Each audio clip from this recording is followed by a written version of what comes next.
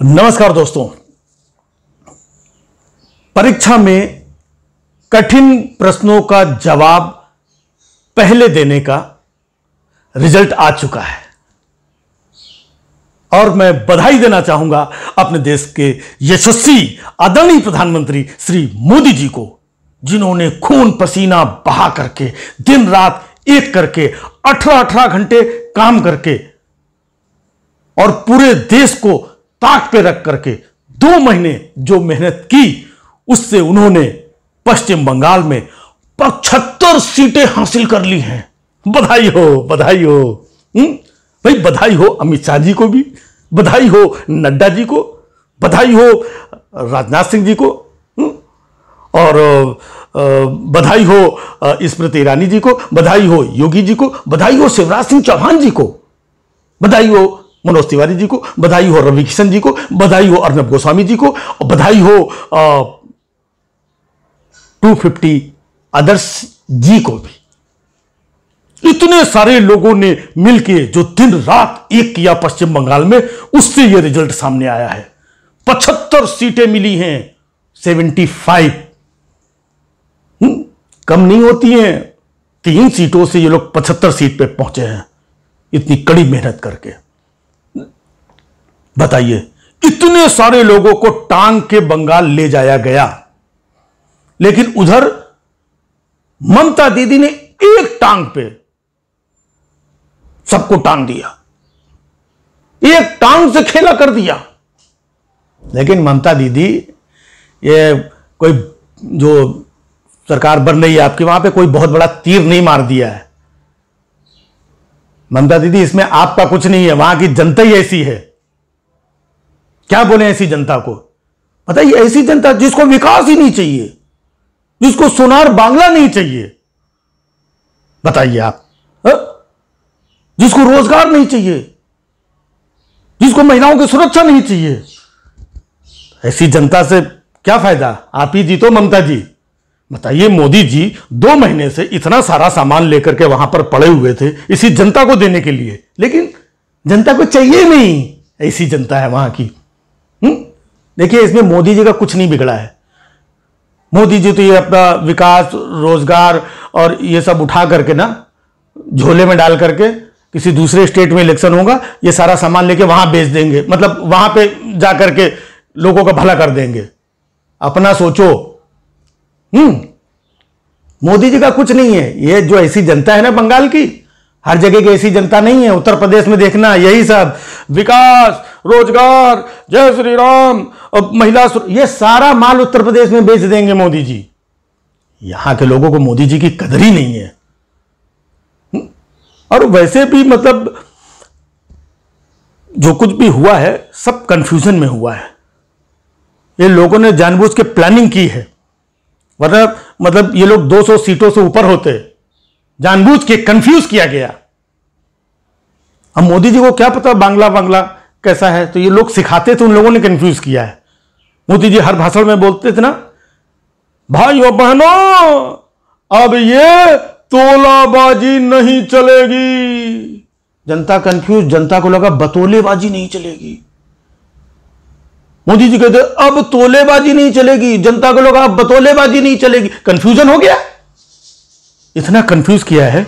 जब ये लोग वहां पर चुनाव लड़ने के लिए गए तो इनको एक पढ़ा लिखा अच्छा अधिकारी चाहिए था। किसी ने कंफ्यूजन में शुभेंदु अधिकारी टिका दिया।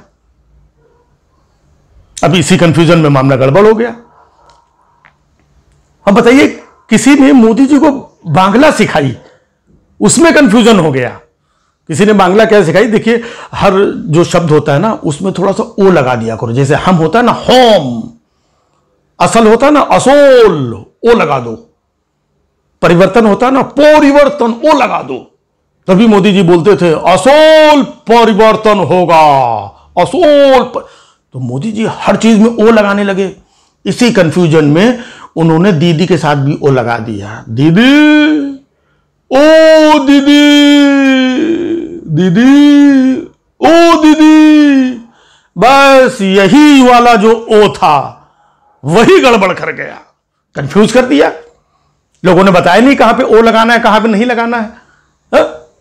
तो मोदी जी ने तो दीदी के साथ ओ लगाया, लेकिन ममता दीदी ने मोदी जी के साथ जी लगाया, तो मोदी जी का GO गो हो गया। कंफ्यूजन। मोदी जी मतलब जब भाषण देते थे बहुत कोशिश किया उन्होंने, देखा होगा एक बार तो भाषण में यह भी बोल रहे थे, भाइयों बहनों यह ममता दीदी हमें गाली देती हैं। पब्लिक फिर कंफ्यूज हो गया, बताइए इतने बड़े बुजुर्ग आदमी इनको गाली दे रहे हैं। जैसे बच्चे नहीं छोटे शिकायत करते हैं, मम्मी देखो दीदी गाली दे रही है। ऐसे जब मोदी जी हमसे शिकायत कर रहे हैं तो हम किससे शिकायत करने जाएंगे? ना भैया ना दादा, इससे अच्छा दीदी ठीक है। इसी कंफ्यूजन में दीदी का खेला हो गया। लेकिन एक चीज है कि बीजेपी वालों ने अपने जो उसूल थे उनके साथ समझौता नहीं किया। 2014 से जो इनके उसूल थे ना जुमलेबाजी के, अभी भी